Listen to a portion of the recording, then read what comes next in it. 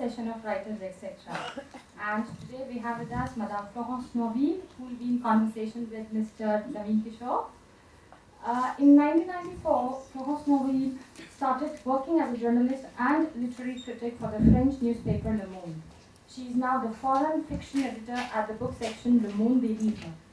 She has written a dozen books for children and 2 novels, La Donation in 2007 and L'attachement in 2012. Her books have been translated into 14 languages.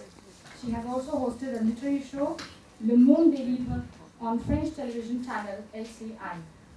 Just day before yesterday, on Monday, 26 May 2015, she was in conversation with Mr. Ranadas Gupta at Oxford Bookstore, New Delhi, on the occasion of 70th anniversary of Le Monde.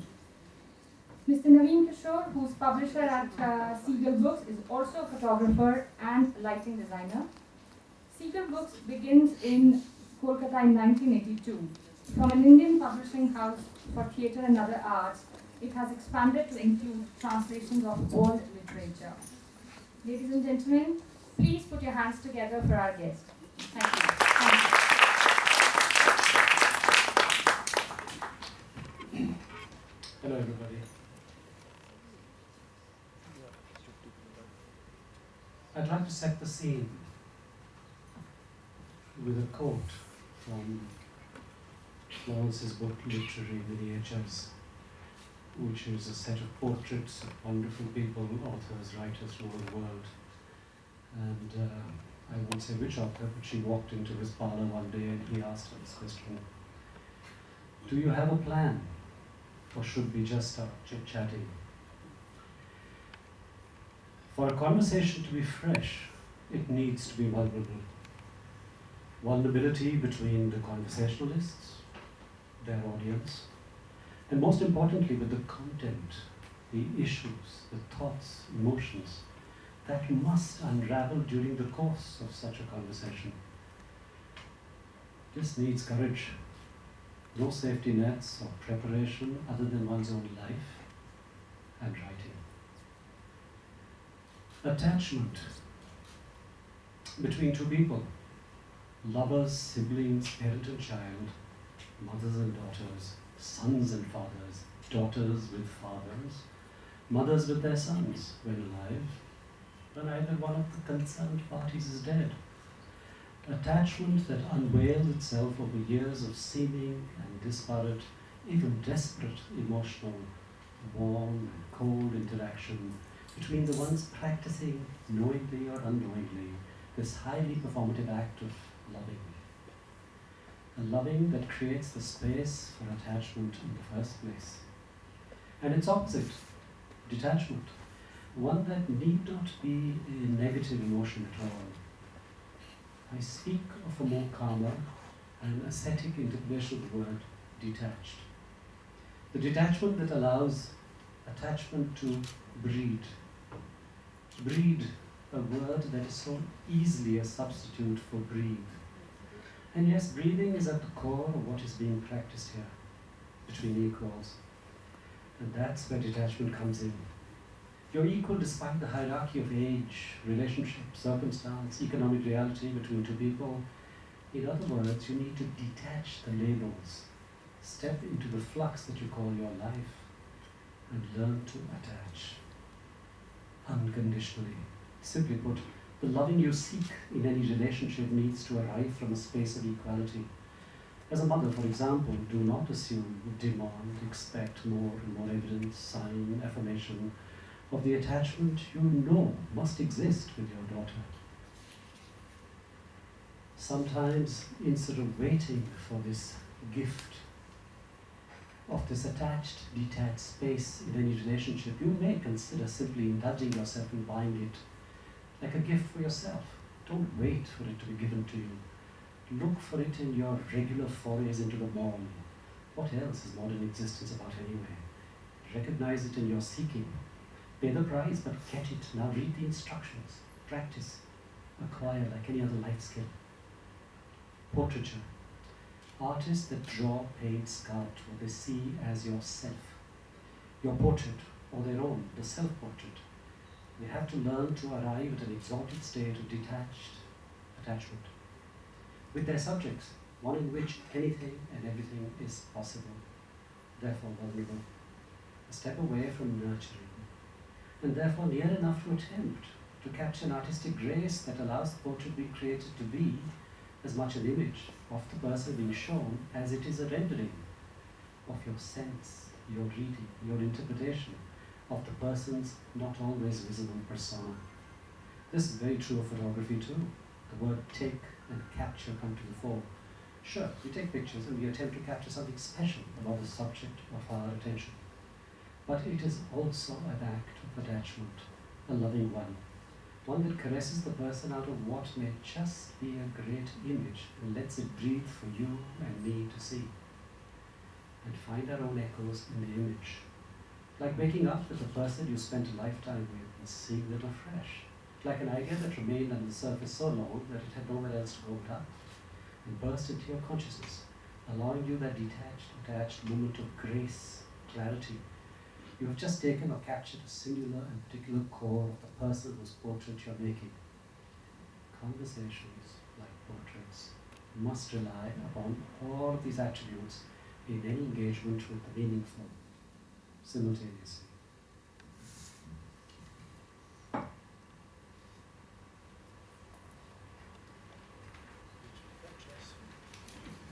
I'm requesting Florence to read from the French. Thank you, Naveen. Yes, a brief extract from The Attachment. Thank you. Un jour, j'écrirai notre histoire. Je t'avais dit ça pour rire, enfin pas complètement. Je voulais comprendre cet attachement, me l'expliquer à moi-même, réécrire Lolita d'un point de vue féminin. Si tu l'écris, il faut aller jusqu'au bout, m'avais-tu dit. Pour la première fois, tu m'as donné un conseil. Cette fois, ce n'était plus le prof qui parlait, mais l'écrivain connu qu'entre-temps tu étais devenu. Voici ce que je te suggère. Aucune docilité, aucune modestie. Oublie la jeune femme bien élevée, sois immorale, présomptueuse, arrogante, désagréable. Ose l'irrespect absolu. Reste aussi tel que tu es, délicate, narcissique, hypersensible, égocentrique, fantaisiste, provocatrice. Ne crains pas de sortir les rails, choisis la vie vivante. Et n'oublie pas Baudelaire, les vrais livres sont immoraux, toute la littérature dérive du péché. Mon conseil te paraît paradoxal, malsain? Consulte n'importe quelle biographie d'écrivain. L'art n'est pas l'œuvre de charmeurs polis, c'est celle d'être tragique. Bien sûr, on peut écrire des romans, d'une autre manière, mais... Thank you. A brief, even brief extract, beginning of Attachment, which will be published by us in January. Marie, how many me's are there? Do you ask yourself that question too? There are so many fragments, all those mismatched me's that look at each other without understanding. The one who speaks and the one who writes, the one who loves and the one who reasons, the one who is passionate and the one who doubts. There is someone in me who acts and someone who watches me act. The second one says to the other, why did you do that? Why did you do it? I always ask myself that question when I think about our story, and I can't come up with an answer. That doesn't mean I regret the past or that it doesn't haunt me. I'm like someone swimming upstream, constantly carried back. I try to look at our story, but it hypnotizes me. I want to discover something in it, but I don't know what. The birth of the feeling of love, the mysterious need that brings us together. By looking through a magnifying glass at that instant of insane love, a love beyond our logic and reason, I try to isolate the force of attraction. What is it that makes us act when we become attracted to a person whom we should never even have spoken to? Right, we've been delaying this moment of truth. Face to face, everything crumbles. All my reading and preparation undone, I can look you in the eye and beseech you both in words and looks to help me. You who are an extraordinary conversationalist, talk to yourself, for me, for us, loudly, or in whispers about your life, about your many lives. Try. Well, Naveen, that's very difficult for me because I'm normally the one who asks the question. I am the interviewer, not the interviewee. And there's another reason why it's difficult, because as it was mentioned before, I wrote this biography of Isaac Bashevis Singer, the Nobel Prize winner, Polish-American. And he used to say that it's not the life that counts, it's the work. Actually, Kundera says that too in this book. There's a beautiful interview. And I said beautiful, what he says is beautiful, of course. Singer even said, when you're really hungry, speaking of a reader, when you're really hungry, you don't care about the baker's life. What you want is the bread. But I don't quite agree with that, and I think life is important, especially life of writers. That's why I try to interview them in a way that could, reveal what they really are, because I'm convinced that between the baker and the bread, there is some kind of relationship, and the life of the baker can actually shape the bread or give it a particular flavor or a particular taste according to what his life has been. So what I usually try to do is what you're trying to do now, being face to face with them, because I'm sure that for writers, for artists, for musicians, for painters, it's quite simple what really drives them. It's some kind of primary emotion. It might be a feeling of loss, a wound, feeling of anger, what else, a humiliation, something very deep that's going to remain there deep down and leave some kind of seal that will never be erased. Does this make sense? Yes, it does. And it's always around this thing. I don't know what to call it, the thing, because it can be seen as a black hole, but it can be seen also as a gold mine, because this is exactly what they turn around and around and around in all their books, and they want to sort of approach it or clarify it, and this is what makes them creative. And one day I was discussing this with Saul Bellow in the States before he died, of course, and I said that I could myself visualize this thing, and I could see it as a ball, kind of ball, like a tennis ball, for example, and to me it was located there, somewhere here. So he looked at me and he said, "That's interesting, but why not here? Or here?" And I said yes, and I didn't know what to answer. I had no answer to that. And then, interestingly enough, later on in Shanghai, I met a Chinese writer, Yu Hua. He's also in that book. Very promising young Chinese writer. And we were also discussing this, and he said, "But this is obvious. You don't know Qi or something like this." I'm not very good at that. I said, no, I don't know. What is it? And he said, it's a very old, the Chinese have this very ancient way of, and they talk about the Tantien, and it's the center of energy, of vitality, and it's situated there. And it's a kind of ball, it's called the Tantien. And then he added, it's the center of energy that you're trying to unveil when you're interviewing somebody. So now what I understand from your questions, you want me to talk about the various me's that are in me. And so you're trying to find the Tantien and touch it? That is much more articulate than my question, but yes, it would be lovely to do that. It's something I'm not accustomed to do, because normally I do it with others. So, but trying to think about it, there's a line that came back to my mind saying, the purpose of a life is to end up with a book. So in my case, there are various books, and when I think of this variety of books, there is one, or each of them are linked to one phase of my life, or rather to my various lives, the various lives that are in my lives. So my various me's, in fact. So I've had three professional lives as far as yet. One life as a financial analyst, one life as a journalist, a literary critic, and one life as a writer.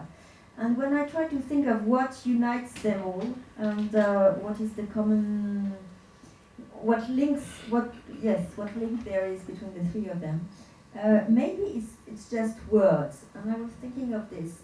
When I became a financial analyst, it's the words of others. Others told me, you can't be a doctor, you can't be this, you can't be that. Why don't you do this? Do a business school, it's very good for you. So the words of others led me to an impasse.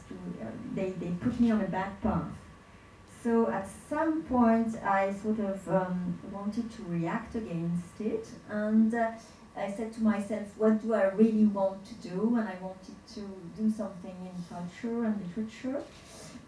So this is when I became a literary critic, and I see this as a way of, I found literature as something that was healing, and the words of others suddenly became good words, and they did me good.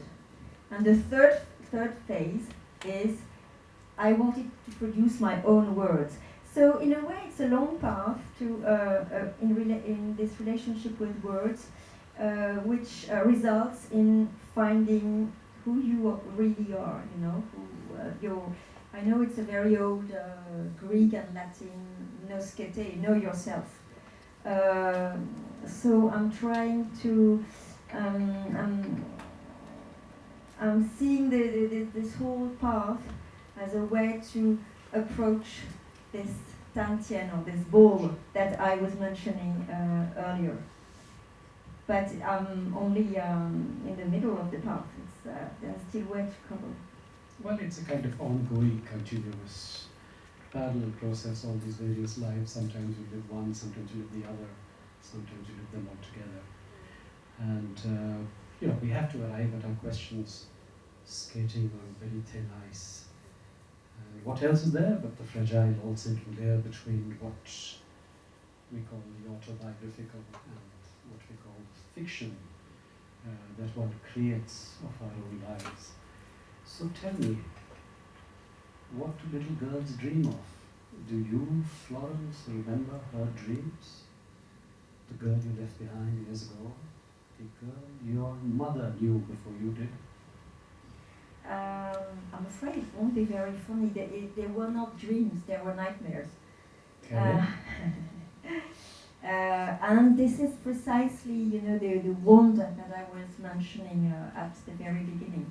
When I was 6, my mother disappeared, and I couldn't understand where she was.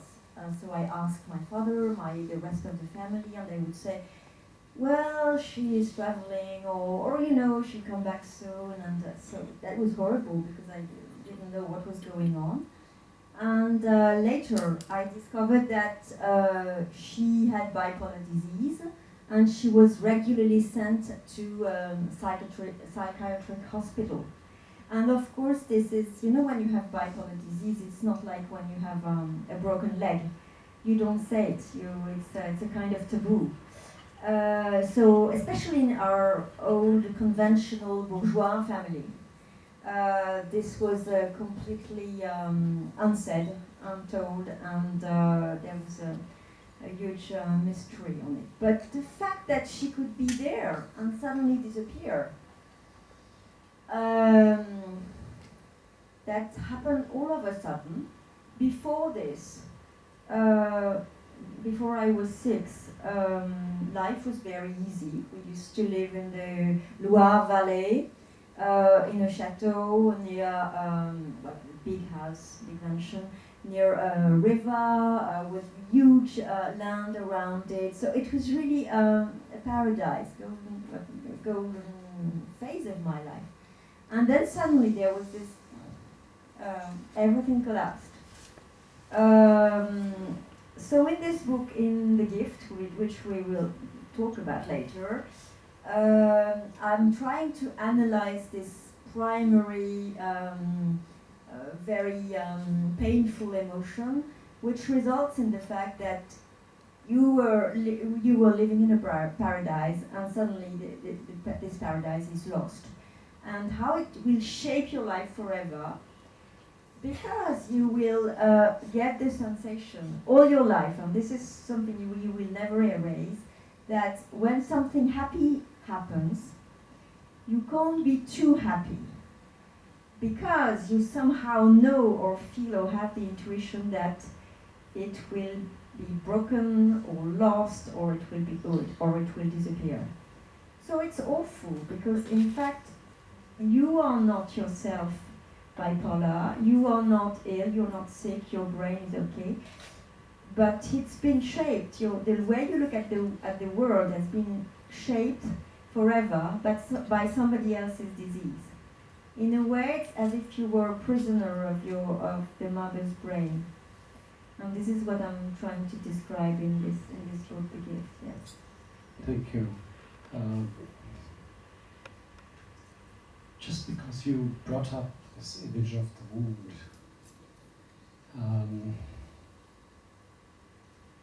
talk to me about the first wound. Well, it was this one, definitely.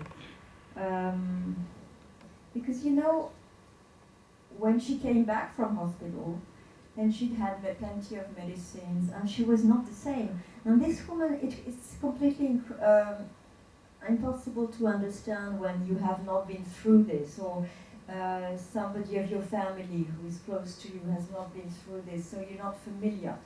This woman was extremely pretty, extremely bright, intelligent. She has all the gifts, all the talents. And one could not understand why she suddenly had those huge ups and downs, and she had to go to a psychiatrist hospital. And it's very violent, because other parts of the family, I could hear them whisper, but she has everything. She's beautiful, she's rich. Why doesn't she get a grip on herself? And it's not at all about this. It's a real disease. I mean, when you break your leg, nobody's going to tell you get a grip on yourself. Mm-hmm. But if you're I don't know, in French it's called neurotransmitter. Mm-hmm. It's between two neurons what brings it. If this doesn't work properly, and people tell you, come on, do something about it, it's really unfair. It's really unfair. So I realized later but much later, I realized that she was ill, she was suffering, and she was making huge efforts to try and hide it because of this social, and also in front of the children, in front of the family. So it's as if she had a double, pain. She had this illness, and then normally you're ill, but you're not. You don't have to hide yourself when you break your leg. And she had to pretend to be okay. So it was doubly difficult for her, and it was also difficult because we as children tended to think that why did she abandon us? Why did she go without saying anything? So for a long time we were cross against her, because we didn't understand, and she wouldn't really tell us. So this is this feeling of loss and abandonment, I think, that really is the first big wound. I think we'll come back to the attachment, because you've been focusing on the gift. I'm going to skip a little and bring you first to the gift. And when I actually read the attachment first, but when I read the gift, I read it recently and I read it again, and it is deeply understated, like a film, a black and white one, and brevity at its best, in fact. And I got the sense that in your desire for brevity, you chiseled, whittled, reduced, cut down, cut back, pruned and trimmed like the mother in her garden in the book. Every single word, till all that was left was the well-grinded residue, razor sharp. And then I get the impression when I read it, you took the knife and twisted it into the wound, letting the sentences bleed, as it were, every scene emotionally chiseled to its bare bones. In fact, your mother became my mother, is my mother, moving in and out of the fog till the fog won. And the question I have for you is, what happens with the art, if you will, the art of memory?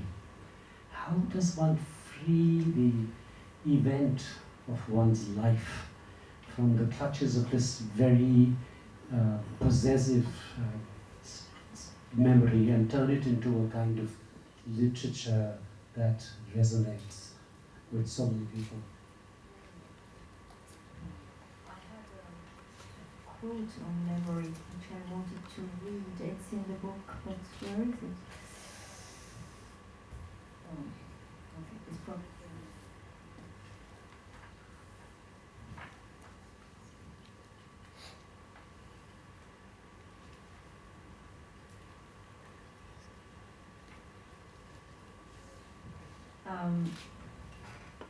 No, I won't find it. I lost it. No, here it is. Okay. Yes, it's Freud said that. Actually, when we're talking about bipolar disease or about even a love story, falling in love, falling out of love, being attached or detached, this has a lot to do, to me, with science. As I mentioned, neurosciences earlier. But I'm also very much influenced by psychoanalysis. So literature, science, and psychoanalysis. And psychoanalysis, Freud has very interesting things to tell us about memory, as we know. But I love that idea that I'm going to read to you, because it really answers your question, I think, in terms of how does memory and remembrance work. Freud thought that we reinvented our memories throughout our lives.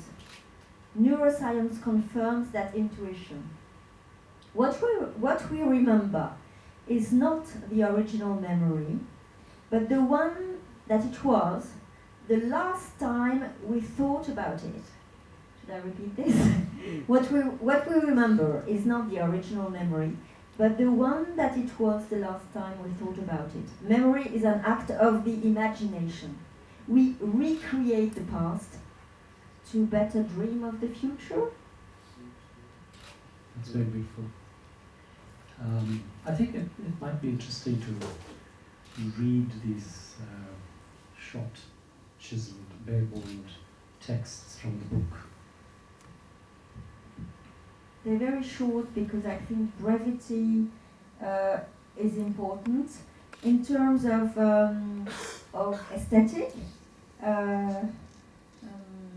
I find it more powerful when it's like that. Like a haiku is more powerful sometimes than a very long poem, or something which is reduced to its own. Giacometti is for me more powerful than Nikit Sanfal, who does very big sculptures. So I prefer when it's condensed. And also brevity is important because there are all these little pieces, like a mosaic, and it's not a linear form of a novel, like in the 19th century, because I think it's more modern like this. And also it's more consistent with the way the real world comes to us. It comes like little flashes of the memory, flashes of everything, quick feelings, sensations, transient sensations. It's a bit like this stream of consciousness of Virginia Woolf, but it's very small things and put together. I hope in the end it makes like what Henry James called a figure dans tapis. It finally draws something that will appear like a puzzle. To me, as I said, I mentioned the film analogy in the beginning, but I mean, this is a very personal impression, but I get the sense that the form of the way these short texts appear actually reminds me of the mother, of both the mothers, your mother and your mother in the book. It's almost as if this is the way she would see things or talk, or impressions would come to her like little bursts of light sometimes, and sometimes they would slip away. That's the impression I get. But let me read it. One of my most painful childhood memories. I'm standing on the platform of a train station. Yet another station. I'm 10 years old, blue coat, blue eyes and blonde hair, carefully parted and braided on each side of my head. The braids are not as meticulously and tightly plaited as when my mother does my hair. Then not a single hair sticks out. She likes neat and tidy children. On that day, I'm alone with my father. I'm about to take a train to Lausanne, the Trans-Europe Express, or TEE. Papa said, squeezing my hand. He injected a hint of admiration his voice meant to imply. You'll be traveling alone on that famous train. Do you realize that even at my age, I haven't taken it yet? Actually, all he said was, Switzerland is a beautiful country. You'll see. At that particular moment, I know that he couldn't care less about the Engadine and the Grisons. He's forcing himself to say that he's uncomfortable too. I nod in response. Don't talk.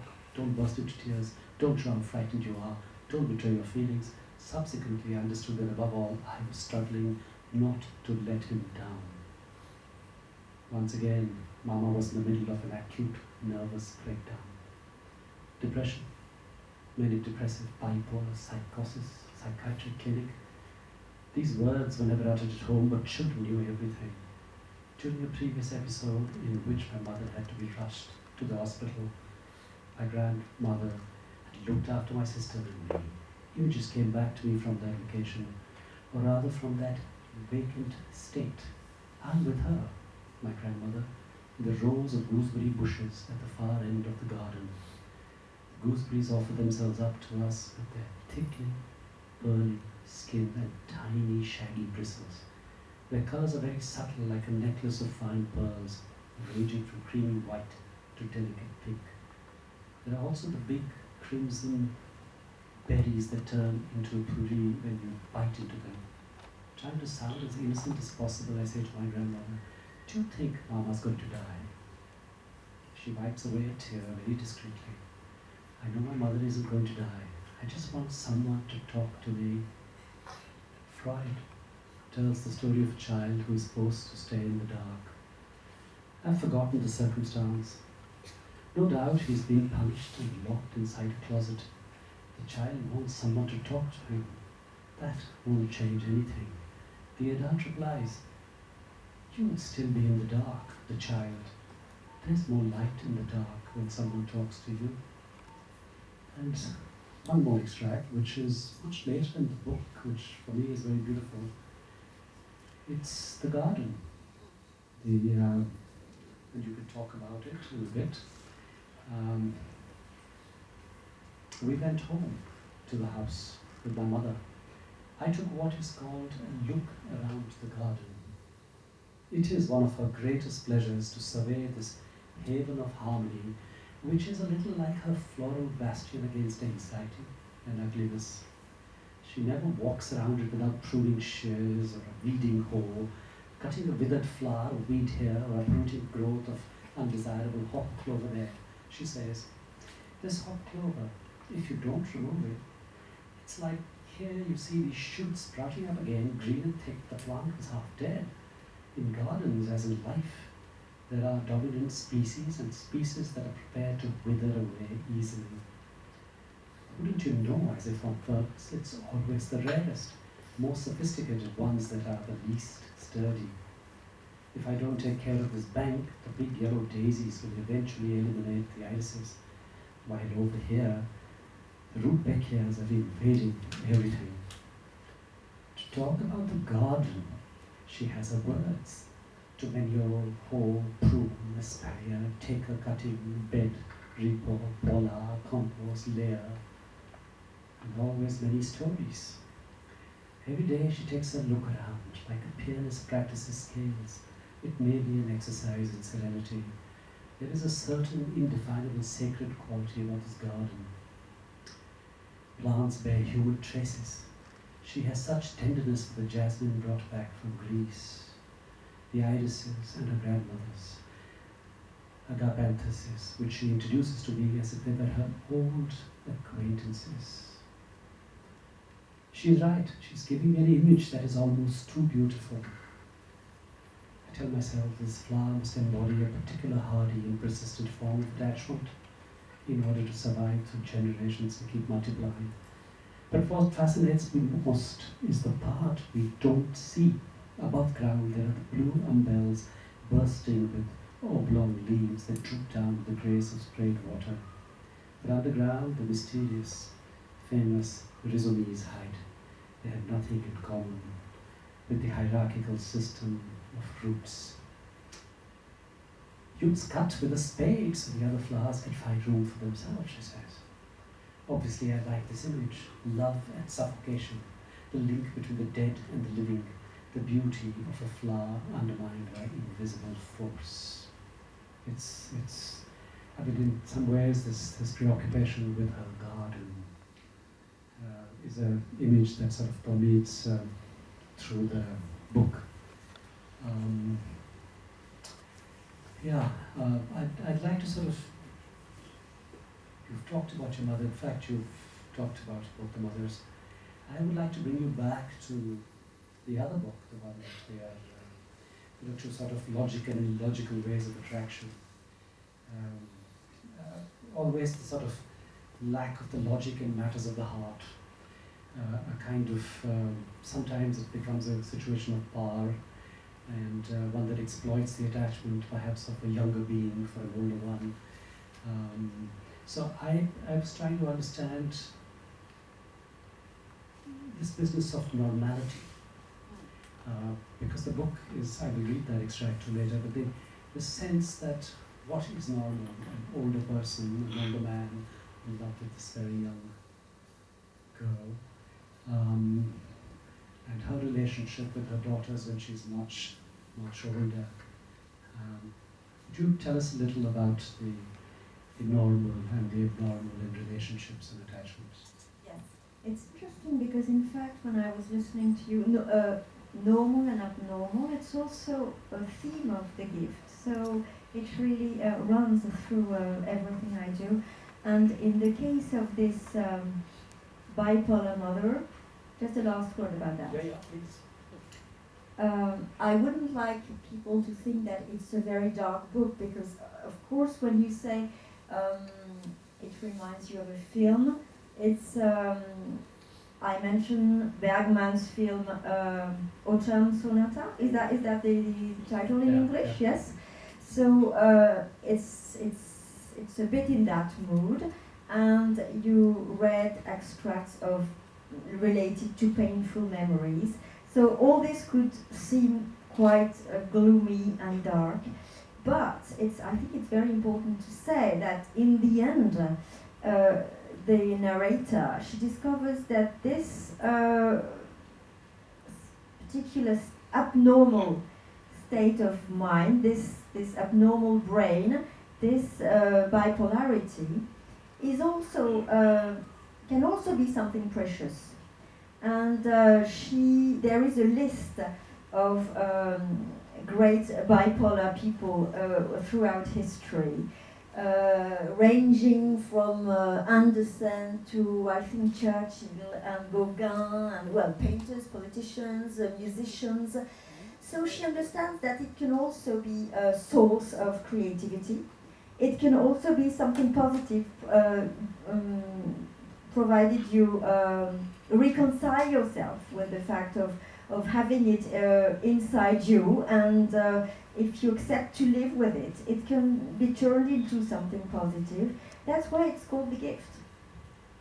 And while you're on the subject of the gift, tell us a little, and then we can round this part off, about the gift itself, the sort of the legacy or the gift that is given. Oh yes, it's also called the gift. It's a play on words because it starts in a notary's office, a lawyer's office, and so you've understood there's a mother and a daughter, and the daughter is being given as she inherits a house. This property I was mentioning earlier. So this is the gift in itself. It happens in this notary's office, and suddenly all the past comes back to the surface, and she remembers her childhood, and she gradually understands how this bipolarity of the mother has shaped all her life. That's why it's called the gift. The gift that takes place materially, and the symbolic gift of because she's obsessed. Have I also inherited this bipolarity or not? And am I going to transmit it to my own children? Is there something like it's about transmission and who we are and what we're shaped by? I would read a little from the attachment, and then we can get into. And normality, I did not answer your question about normality. I was going. In fact, if I may read this page, it Absolutely. ends with normality. Yes. We can try and see if we can come back and revisit the question, which is this Naveen from the attachment again. I turned 49 this year. Maybe that's why I'm writing to you. You were 49 when we met. It's strange how old you seemed to me then, my dear age. I can tell you that now. The paradox, although I was only 17 at the time, is that I also felt beyond any age, an old young person. School degrees, marriage kits, life seemed like a tunnel that was opening up before me, sucking me in, like a gaping mouth. Is that why I ran into your arms at 17? Was my mind already distorted from being too far removed from life? I'm writing to you because I don't want to phone. I've thought 1,000 times of that phone call I won't make, that I will never make, a long ringing in the emptiness. Then your wife picks up. In the past, when she would answer, she would say in her unbearably sweet voice, "Just a moment, I'll get H." This time her intonation will be different. Even different. She'd say, "I thought H is dead, you didn't know." A long silence. How could I have known? H and I had seen each other for years. A few notes from time to time, birthdays, the new year, brief moments of catching up that became increasingly spaced apart. In our imaginary conversation, your wife continues. She talks about the winter, the cold snap. She mentions the word coma. She talks about your heart as if I didn't know it. She still has that sweet voice that I detest and respect at the same time. But this time I think I detect tones of revenge. She has regained her power over the fallen ex-Lolita. Suddenly images of your funeral surge up before me. Your wife is leading the ceremony by herself. The last thing she needed was for me to be there. No, my dear, you have done enough to ruin my life, don't you think? In real life, she wouldn't say that. She wouldn't say anything like that on the phone. I'm the one who would like her to explode for once with the violence she never showed, out of love, pride, dignity. On that day, in any case, she would be the official widow standing up straight between your two sons. They were around my age. I wonder whatever became of them. As for her, she would have to wait for your death for everything to get back to normal. Normal indeed. Everyone always uses the word. I can still hear my mother. Your relationship is not normal. So this business of what is normal in relationships, And the fact that all your books tend to be wonderfully linked, the characters that go in and out, there are mothers and daughters and so on and so forth. So in that context, I was sort of soliciting a comment on what you think is normal. So the attachment is a very simple story.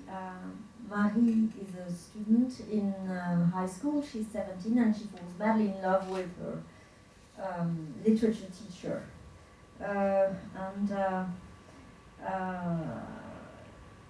This is not completely normal, I suppose. Well, it happens often. It happens often. That's why for that book, I went back and to Lolita by Nabokov and read it again, and found out that the whole story was told from the man's point of view, not from not from Lolita's. So what I tried to do in the book is to tell the story from female's point of view. So now we are in Mary's head, and being in Mary's head, what does she think? She thinks that this man, H, has a wonderful voice. He speaks like a cello. It's very musical. It's completely irresistible. What is also irresistible is that his culture is just so deep. And not that, but the literature, music, painting, all the cultural knowledge he has is completely intertwined with life. It's completely alive, it's completely normal, that's what she likes. And he does her good, and he makes her discover literature and sensuality and all the rest. So she's completely attracted, she can't help it. She really falls for him, and it's normal, completely normal, even all this. In the book, there's only one character who, with Marie, finds it quite normal. All the others think that it's a real catastrophe, of course. But the only one who says that it's not necessarily a catastrophe is the father. And he says, a first lover who is mature is no doubt better than a novice without experience. Okay, I don't know whether this is the people can agree with that, but it's also slightly a taboo even nowadays. And the father continues and says, it's not a proof of good health to be perfectly integrated into a sick society. So, does it answer the question of normality? You can never fully answer questions of normality, but yes, Marie is convinced that she's completely normal, and the others are the fools. Because I'm interested in the fact that with like portraits that are true to life, the attachment certainly is a kind of clearly there is a sort of strain of the autobiographical, and I'm curious as to how much autobiography there is, because everybody's curious about these things, and whether everyone really allowed the affair to be sort of carried out in the open. That's the impression one gets, or maybe everybody did treat it as normal in that sense. In my experience, the French are no more open to flaunting affairs than others, but so that's interesting in the book. But just a little something which also answers something else you were saying very beautifully in the book about the fact that except for the father, everybody else has their opinion, especially the daughters. So I'll just read this short one for you. Marie, you're going to laugh. The other day when she came home from school, my daughter Sasha, who's studying to get into ENA, had something to tell us. A chick in her class was going out with the philosophy teacher. He was at least 25 years older than she, but already last year he was really into her. Now they've been together for several months, and the girl just announced that she's pregnant. My daughters were horrified. That's disgusting. I tried to get them to talk about it. Why were they so disgusted? Because the situation, weird from the normal images of happiness, or on the contrary, because it felt in the stereotypes of Manhattan? Was it the difference in age that shocked them? Was it the man or the girl they judged? Did they consider him immoral, selfish, too good, or not good enough for her? Did they really think she was silly, a flirt, or flighty? Guilty or the victim? Who was the dupe of whom? Was it the baby they felt sorry for, or did they simply find the idea of grey hair next to blonde unacceptable? I didn't get a clear answer, just disapproval. He was old and ugly. One of them asked how someone would have a thing for a dinosaur. The others laughed. I told myself that at least my daughters had their feet on the ground. I thought of Harold and Maud. You know the scene with the Old English General commenting a wonderful understatement on the marriage of Maud at 80 with the young Harold. I don't think this is quite normal. I thought of the pontificating psychiatrist. It is a very common neurosis, particularly in this society, whereby the male child subconsciously wishes to sleep with his mother and the repulsed priest. I would be remiss in my duties if I did not tell you that the idea of your young, firm body commingling with withered flesh, sagging breasts and flaggy buttocks make me want to vomit. You can imagine I didn't launch into any sort of defense. I asked neutral questions, but I must have given something away. They occasionally reacted to my questions, and no fool's day started to suspect something. Might I once have had a thing with my philosophy teacher? As they probed, they constructed a little story in which you, Heidegger, and I, Hannah Arendt. They didn't ask if you were a good lover, but every once in a while the traitors they snuck in a little jab. Was Heidegger cool?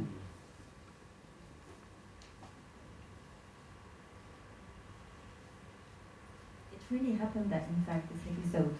Oh. Yes, that's well, really. There you are, autobiographical. Yes, Tell me. yeah. I remember vividly that it was in my kitchen in Paris, and my 3 girls were there, and one of them came back from school and told this story, the exact same story. And the 2 others were absolutely horrified. And I was really surprised because I thought I had brought them up in a spirit of openness and tolerance. I'm very surprised that, we were fighting in France for gay marriage and things like that, and we were totally beyond this kind of problems. So I wondered why this was still such an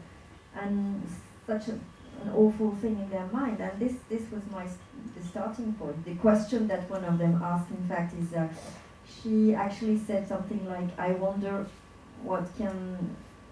Cross the mind of a pure white candid dove who falls for a dinosaur." Thank you. Yeah, I think we're sort of moving into the last phase, and I'm going to go back to the beginning of this relationship. We've never met before, and we met yesterday for the first time, but we have a relationship where we write letters, and Attachment? I may have an attachment. Older man, younger woman. Anyway, we'd like to sort of conclude with a small exchange, which I think will help us understand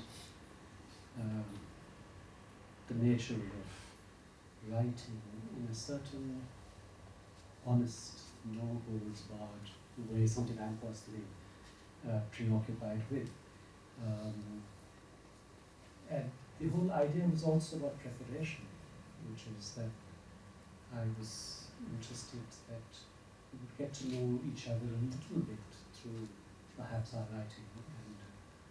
And so I'm going to read the letters I wrote to her with 2 questions specifically, and she will, I hope, respond. It's an exchange really on writing books. So, what, in your opinion, I asked her, is an honest piece of writing? And before she could answer, I went on to answer it. One that has retrospective logic born out of intuition at the time of writing. Logic that you recognize later, but not at the beginning of the journey or even during the process. No strategy of unfolding, as in a bullet-biting list or sequence of cause and effect or device. or clever planning. Just the peeling of the onion's layers. One that plays hide and seek with both the rationale and its aftermath. The chicken and the egg are both unable to answer the age-old question related to their birth. Or at least it should appear as easy as that. In practice, the fear of the unknown as it unfolds, word after word, and begins to arouse your senses, even as you write, is at best what can be hoped for. The muse is active only when you allow yourself to write wearing a blindfold over a set of tightly shut eyes and your hands handcuffed behind your back so that you cannot loosen the knot either out of impulse or deliberate intent to cheat your muse. The muse is best served, and in turn best serves you, if it remains invisible and faceless. Grids or cleverly crafted scenes will make for skillful writing, or even good writing, or writing that will make excellent reading. Faultless even, but not honest. Honesty implies vulnerability, fragility that comes accompanied by trepidation. Will the words I knit make sense and resonate with the reader as their own truth? It doesn't matter how harsh the truth is. For it to work, the wide variety of readers out there have to make it their own truth. And to do so, it has to be able to slip past their defenses, their armor of rehearsed responses. They need to simultaneously be exhilarated for themselves and full of nervousness for you. Your vulnerable self made visible through their reading, but not as defect, as literature. I read an entire book, I can sense the author is persuading me to step into the life of the characters. It is good literature, it draws me in, but a part of me is wary. It recognizes the trap or the lure of the words. It surrenders to them as a sympathetic reader. It wants the words to work. The words, in turn, try their hardest to work, but sometimes there is an underlying absence of truth. Something elusive that has failed to insinuate itself through the text to the reader. I guess this is what we allude to when we speak of universal truth. Not sure if anything other than intuitive can achieve this. Learning to write well when you have something to say may be possible, but it's what you say and how you say it without recourse to conscious artifice is what the writer needs to strive towards achieving. And then I wrote to her and I said, so tell me about books that will last. Those that are written because you want to write them. Everything that you write, you will argue, is written because you wish to write it. Surely, I would agree, partially. There is, however, a lingering area of uncertainty here.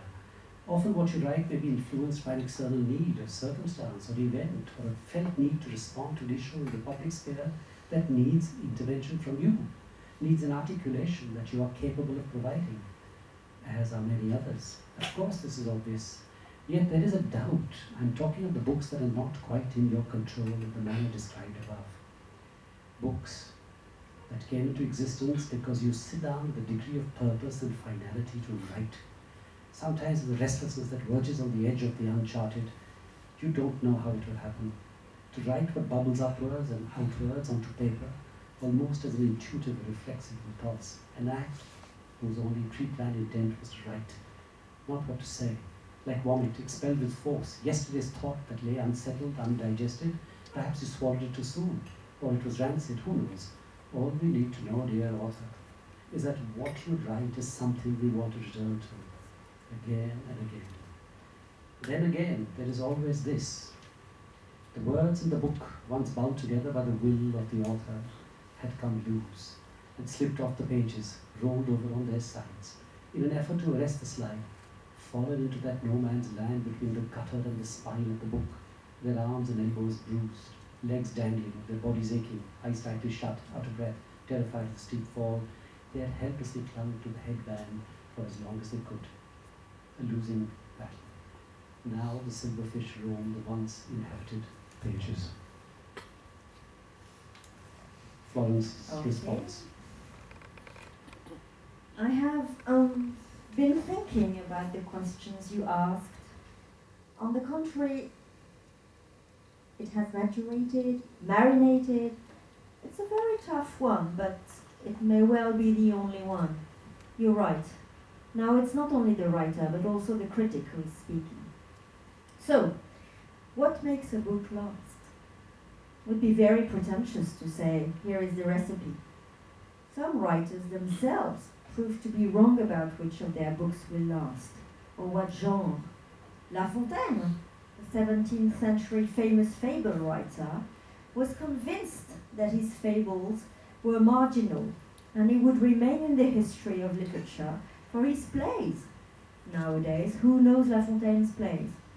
Who has ever even heard of them? And I'm sure one could find many such examples, including all around the world. It simply shows how the work of time is both unavoidable and unpredictable. Isn't hazard one of the beauty in art? Think of Pollock and Raphael, for example. Much easier to say, what are the books that will not last? Those that try to be trendy or fashionable, those that are Me Too projects and try to imitate those that are insincere, etc., etc. Sincerity. Now we come to the heart of it. Not sufficient, but a starting point that is for me absolutely crucial. Has sincerity got to do with something personal and private? For me again, yes. This is why I always write in the first person. Starting point is always personal, because here is one of my rules. I do not write a story if I am not 100% convinced that I'm the only one who can write it, or write it the way I'm going to write it.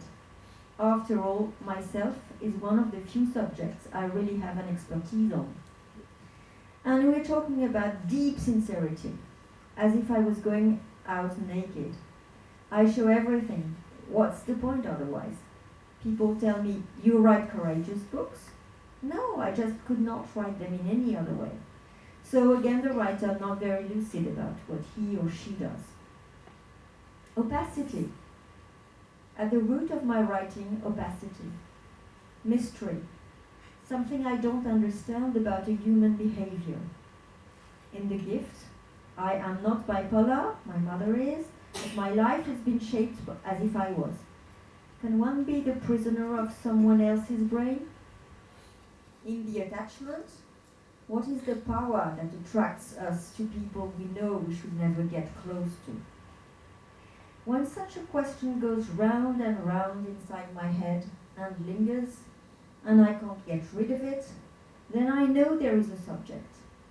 The exact contrary of all these writers who are desperately looking for a good subject. In short, why is this initial opacity important? Why does it trigger my writing? Because I write with things I don't understand. They are my raw material. I write to explain to myself things that are persistently unclear.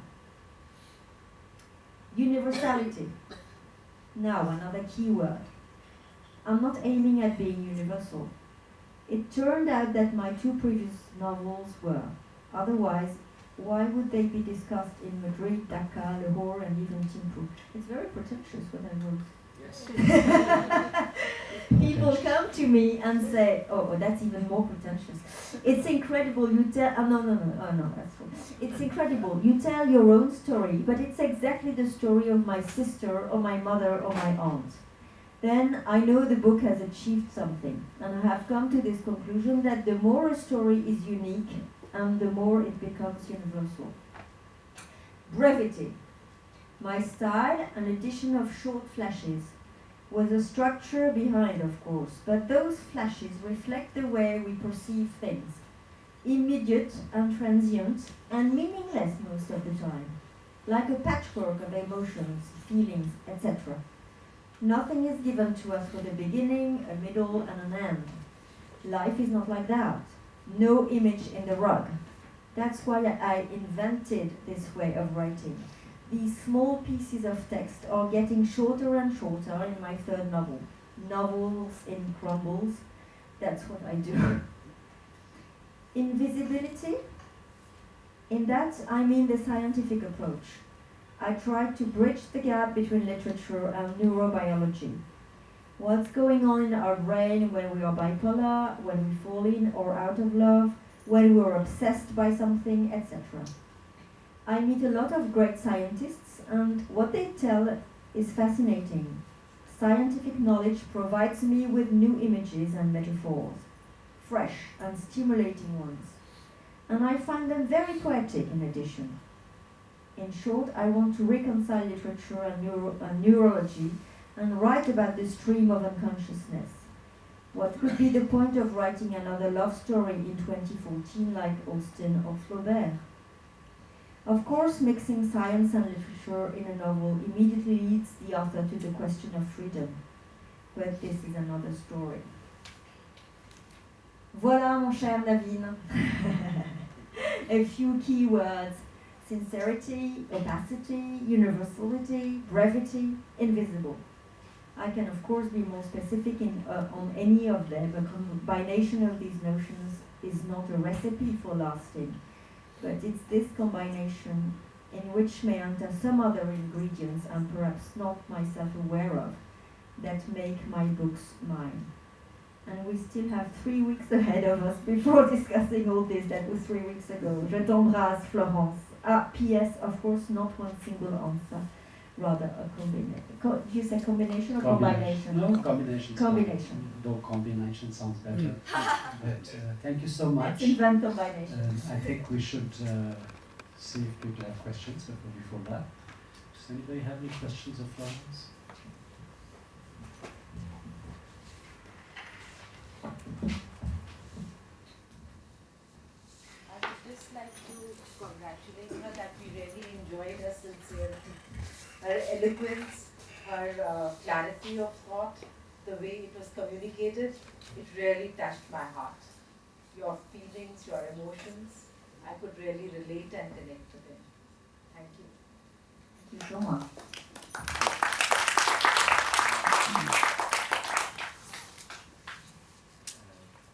I have yet to read your books, but I enjoyed the talk and I'll read your books very soon. But I'm very curious, about your interest in neurobiology. Was it solely because of an explanation about your mother's disease, or you had other influences which attracted you to neurobiology?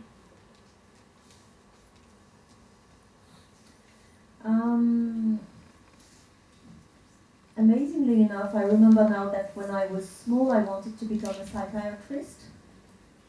So maybe I've been one in a previous life, I don't know. And it's true that when I got interested in what was this bipolar disease, what it was caused by, and I opened this book of neurology, the discovering science, this scientific world was really like discovering another continent, as if I had opened a door. And as I was saying in this letter to Naveen, I found that for a writer, it's also a source of new, fresh images, metaphors, sources of inspiration. And I'm really surprised that not more writers use it. Some do. I'm thinking of a very good American one called Richard Powers, who's really gifted and talented. He does this too. But on the whole, apart from 2 or 3 like that, I think science remains very far away from literature. And I discovered that scientists' way of thinking was, but there are links between literature and science, and the way scientists and writers think is not so far away from each other. That's why I'm interested in bridging this gap. Can we add just, like you mentioned, sincerity,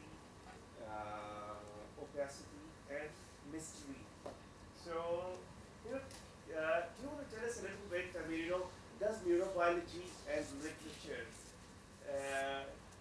does neurobiology help you in any manner to unfold a mystery, something, for example, a illness, which you don't understand, and then you read, something like that. Maybe you want to tell us a little bit I started with the idea that words could help us discover who we are. Yes. So I think literature is a great, powerful tool. But then when you start thinking of in scientific terms and what are the mechanisms of the brain, even for very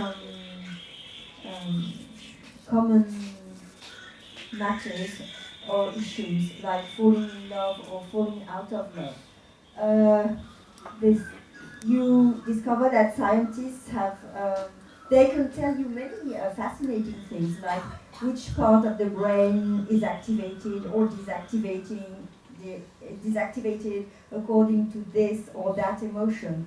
They can tell you that they have discovered what they call the hormone of attachment, which is called oxytocin, and how it works. They can explain to you why, how obsession works, how the thought goes round and round and round, again and again and again. So all this seems to be really linked to something totally mechanical that can be described from a scientific material point of view. So suddenly you think, but if this happens to me when I fall in love, then where am I? Where is my free will? Who am I? So it's deeply linked to identity. So on the one side there is literature, on the other side there is science, and how can that be combined? How can we think of a combination of the two? This is what interests me.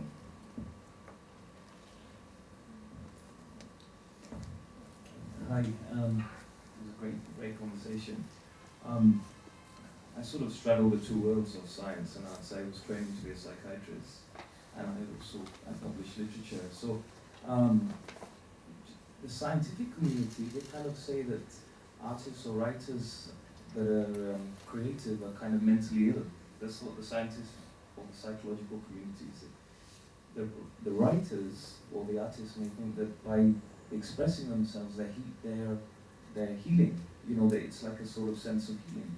I just wanted to ask the question: do you have an answer that may transcend both of those thoughts? Do you have it? I'm to ask a question then. I couldn't suspect that this conversation would end up with transcendence. No, but again, it's interesting because we come back to the question of normal, abnormal. Abnormal being the most creative ones, another kind of gift. No, I can't really think of a satisfying answer just like that. But what struck me once, I was in Vienna visiting Freud's apartment, very moving, and there was a letter there, and he was writing to Schnitzler. So here's the scientific Freud writing to the playwright Arthur Schnitzler. And he said, look, I like you and I respect you, but I think I'm going to stop seeing you. Because what is annoying with good writers is that I think they know things better than we psychoanalysts do sometimes. And they have intuitions in their novels, in their plays, that really they were pioneers. They have discovered things that we now can prove scientifically, and so this is really getting on my nerves. So I'm not going to see you anymore. And I found this really funny. One more question. You didn't talk about these miniatures that you've been writing for long in Le Monde, the literary columns, so to say. So we noticed that you must have met a lot of writers and interviewed them at a stretch to have produced a miniature. So how was that experience, the array of writers you met, and I mean, how were the conversations, and did you find some people at least remarkably disappointing at times? Well, the remarkably disappointing ones are not in this book. First of all, let's get rid of them and forget them. I'm not in the book. I hope there will be a volume 2, because at that time I didn't know you.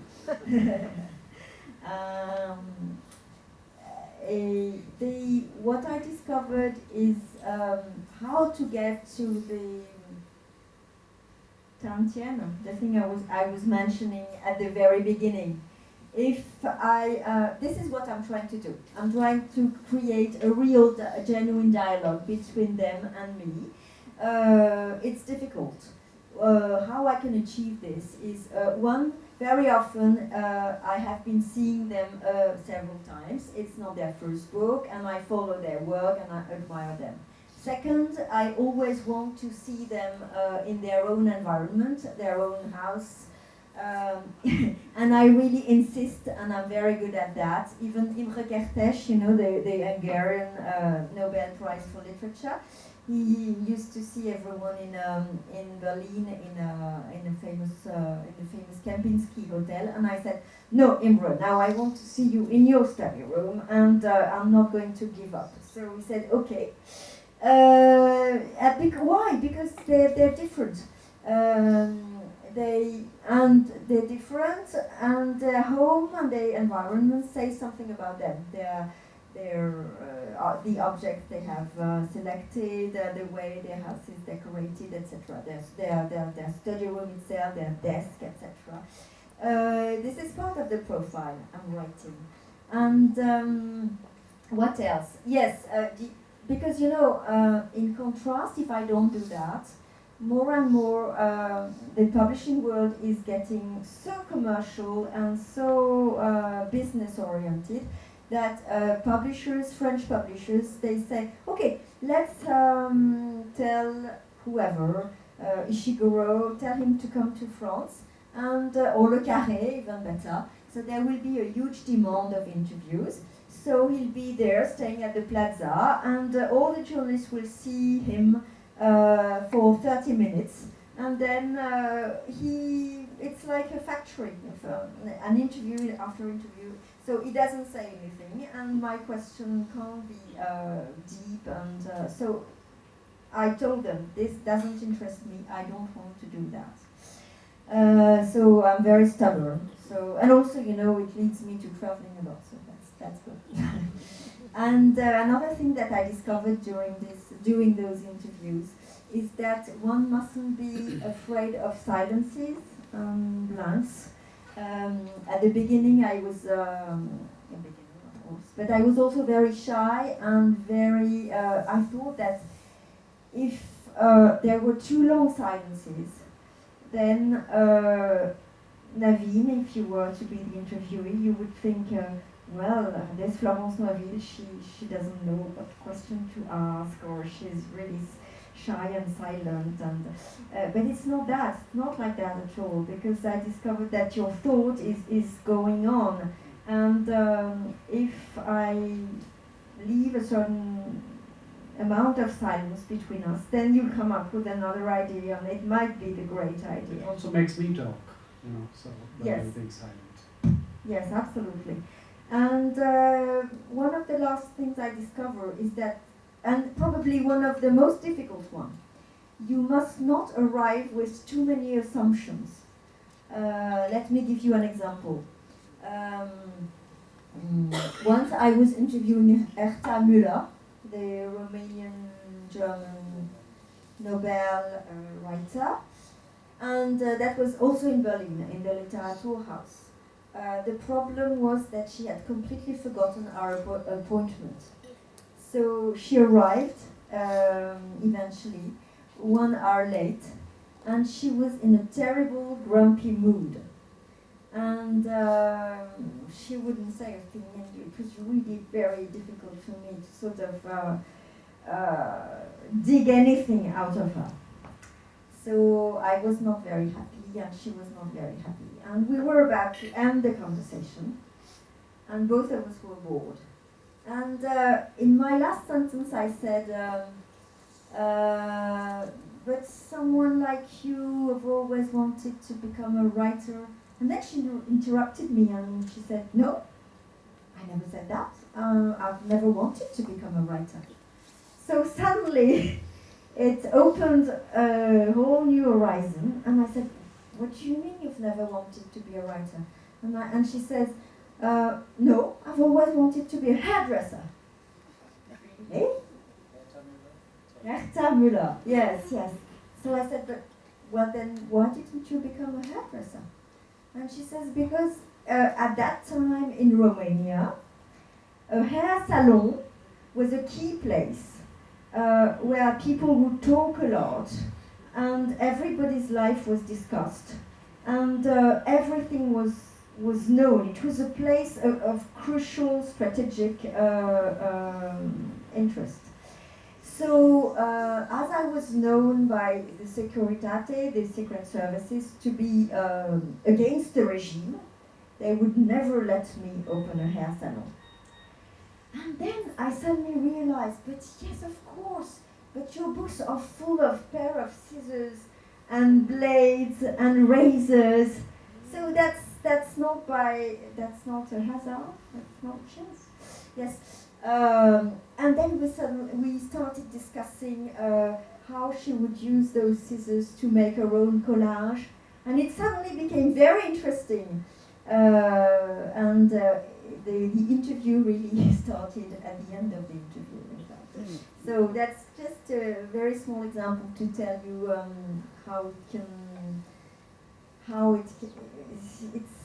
it's related. It can be related to something very tiny. If I hadn't pronounced this very stupid sentence, it wouldn't have happened. Thank you very much, Florence. I think we can continue now. Thank you so much. Thank you, Naveen. Bonsoir. Sorry for arriving like what I would say in French, hair on the soup. But Florence Noiville, Naveen Kishore, I'm Jean-Philippe Bottin, director of the Alliance. I just arrived from the airport. Just when we were talking about that fantastic writer, is a Bolshevik singer, and I heard everything about the baker and the bread, and I'm still thinking about that. And so I wanted to thank you all for coming. And tonight is every writers, etc. is a special event. This evening is a special event because it's the last one of the season, and because all the writers will go to the mountains because it's very, very cold up there. I come back from the mountains with a cold, so I know that you are envying me.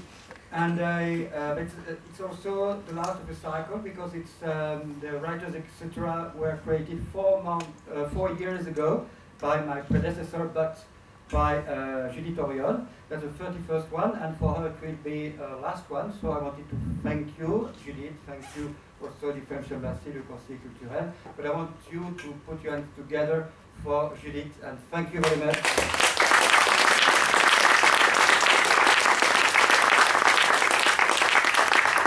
31 beautiful events, 31 experiences, 31 writers who met and discussed with 31 interviewers, sometimes the interviewers becoming a writer, writer becoming an interviewer. But what Julie did, she created a real community of writers, etc. And I see that there are some writers, etc. Tonight here. I mean, writers, etc. I don't know how to call them. So thank you very much, Judith. I wanted to add that books from Siegel Publishing House are available outside, and that especially you were mentioning literary miniature, or Siegel? Yes. Miniatures, it's written without an S. Is available outside also. But June is coming very soon. June is Fête de la Musique. You know that we organize plenty of events at the Alliance Française. On the 15th of June, here we will have a concert of the French violinist Guillaume Blanc at 7 p.m.